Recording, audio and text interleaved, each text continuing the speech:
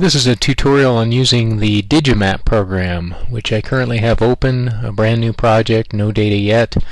So typically the first operation is to paste an image into the screen that you're going to digitize.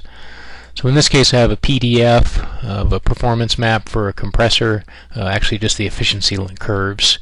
So I'll use any type of screen grabbing software. In this case I'll use just the standard Windows snipping tool. So I will make a new screen grab, and some of this data is off the captured screen, but that shouldn't matter. So I've captured part of that PDF, and I'll copy it, and now I'm going to paste it into DigiMap. So there I've pasted the image, and these blue crosshairs need to get moved next, and what these do is they establish the bounds of the data. So I can move them really anywhere I want, just a convenient point in the chart that I know values of. So in this case I'm moving them to where there are obvious axis markers. And you can drag them with the mouse, but sometimes it's tough to get them just right with a mouse. So after you've done a mouse drag, if you use the arrow keys, you can reposition it more precisely, pixel by pixel. So I've set the blue cursors to known parts of the data. The y-axis, let's see, the range is 90% to 40%. Okay, so 90 to 40. So now I need to tell DigiMap what those blue cursor points, what data they correspond to. So at the lower left, the LL point, the X data is 4,000, and the Y data is 40. And the upper left, the X data is still 4,000, and the Y data is 90.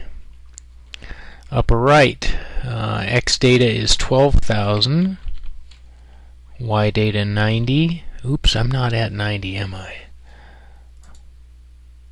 I'm at 85. Yeah, so I did that wrong. That's alright, you can come back and fix it later. And if you do make changes in these values, all the data you've captured will be updated correspondingly. It'll remap it basically. On to the lower right, so x-axis 12,000 and y-axis value 40. Alright, now I'm ready to start digitizing. So I have categories of data, speed, efficiency, surge. This program is intended for digitizing performance maps, but you can ignore those if you're just digitizing some any form of data. But in this case I'm digitizing some efficiency curves. So I will select efficiency, and you can change those after the fact. And what is the value of the efficiency? That in this case is going to be the speed value. So for this performance map, the speed value of the leftmost curve is 14,000. Okay, so I'll give it a value of 14,000. And I'll start digitizing. So to do that, you right-click and start capturing data. And you can click onto the curve and it'll place a green cursor and continue along the curve. And just like with the crosshairs, you can use arrow keys to fine-tune the data. So you can be a little bit sloppy with your mouse clicks and then just give it an adjustment. Makes it go a lot quicker.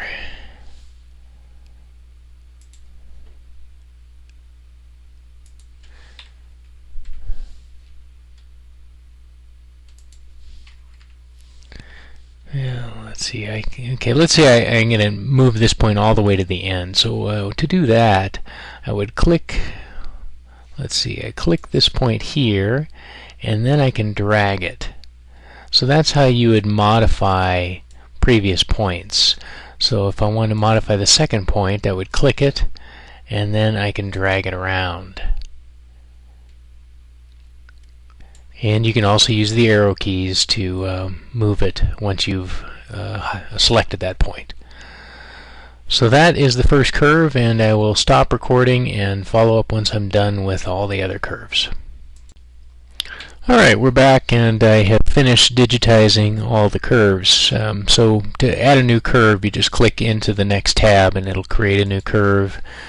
Default is speed, but created one for efficiency, gave it a new value, and so on, and kept digitizing the data. You can see as you select each curve in the tabs, it'll show that curve on the screen. So this last curve here, we're not going to use it. Right click, remove. Alright, if I want to show all the curves, right click, all curves, shows all the data that I created. If I wanted to add a point in a particular curve, after reviewing the data, I felt that maybe on this second curve I could use another point right there, and maybe I need to edit that point. So let's drag that one around, and I want to add a point between 1 and 2. So what I would do is highlight this row and click Insert, and it creates a new point for me, nowhere near where I want it, but I can take care of that. So I can drag it and again use the mouse button or the arrow keys to move it where I want it. So there I have all my data organized by curve. Now how would I use it in another program? Well, again, this is written mostly for performance maps. So the way to get it out to a flat file is export to text under Tools, and pick any old text file. Let's just put it on the desktop. And now when we open that file, let's see what we see.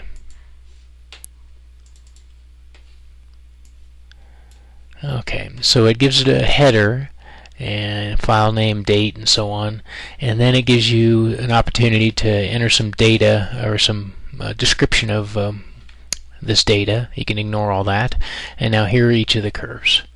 So there's the 14,000 RPM point and the associated data. So the format may seem a little bit strange, but you can imagine you can just copy this and paste it into Excel at this point. Of course, it's got built-in help for DigiMap. Describes all the controls, and you can copy and paste into and out of this data. So if I wanted to select all this data, I can copy and paste it into Excel, and likewise paste back from Excel into these tables. So that's basically how the DigiMap program works, and I'll have another video coming up on more advanced features for dealing with compressor performance curves.